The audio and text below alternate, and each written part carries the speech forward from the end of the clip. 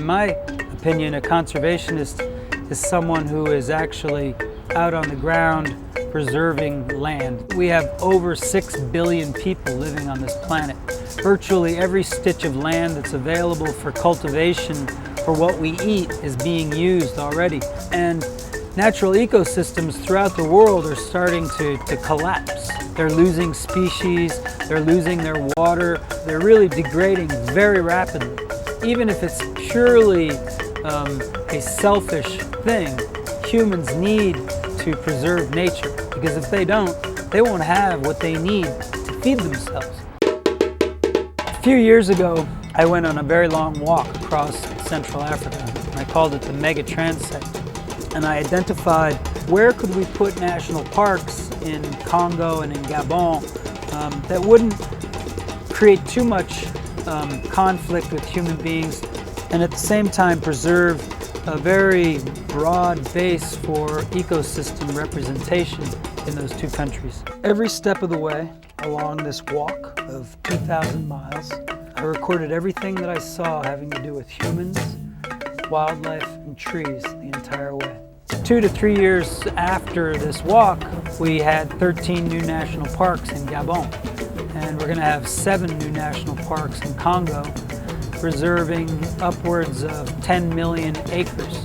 It's funny because when you're living out in a national park, fun is going out to see the national park. So yeah, I mean, we have fun all the time.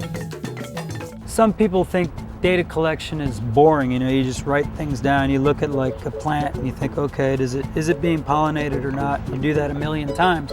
But when you start putting that data together into a map, it starts to make sense. Then you're like, wow, this is cool. GIS is an ingenious way to bring all those variables together into something you can look at and understand. That's the power of GIS for me, for a conservationist. You can very easily visualize incomprehensible amounts of data in any other form, and all of a sudden it just pops right out at you. This is my latest passport. It was issued on the 23rd of May, 2002. So it's not even 2 years old yet.